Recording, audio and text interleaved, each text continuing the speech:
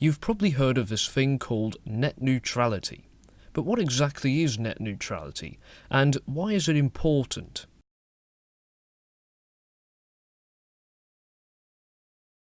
Since net neutrality can be kind of difficult to grasp, I'd like to take a look at a physical, real-world example that will make everything easier to understand. The old-fashioned mail system. And I'm talking physical mail here, not email. This old system has been out there for a while, and it works in a pretty straightforward way. You've got a sender, a recipient, and a mail company or service that transports the letters from sender to recipient.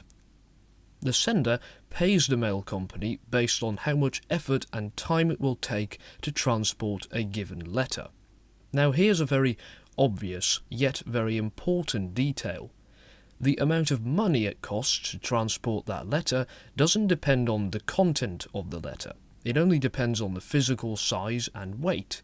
It costs a certain amount of money to transport that piece of paper. And what's actually written on the piece of paper isn't relevant. That's none of the mail company's business. A letter is a letter, and the transportation costs don't change depending on the content. This example can be translated to the modern internet.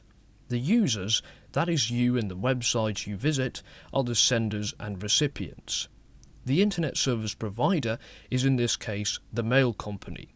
It's their job to transport information and you pay them for it.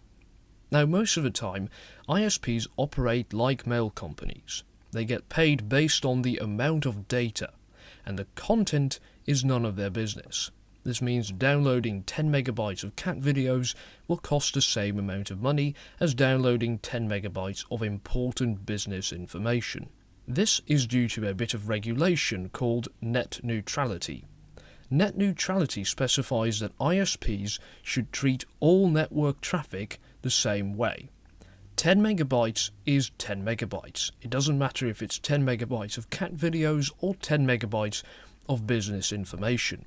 If you compare it to the mail company, a piece of paper is always a piece of paper, and the costs involved in transporting it will always be the same, regardless of what's written on it. Some people would like to remove net neutrality because they think the internet will then be free, and at first this sounds very logical. Removing regulation usually frees things, but this isn't the case with net neutrality. Net neutrality is a regulation, but it is there to stop ISPs from regulating the internet and protect the freedom of the users. If you would take away net neutrality, those ISPs would be able to do all kinds of very unfair things. YouTube usage might suddenly cost a lot more money than Wikipedia usage. Yes, that's right, they could start asking an extra monthly fee for access to certain websites. They could also start blocking your access to websites that are perfectly legal, but they don't want you to go to. I mean, think of this. You will never see any bad review of your ISP online, because those websites will simply be blocked. Well, anyway, now you know what net neutrality is. I hope you've enjoyed this video, and thank you for watching.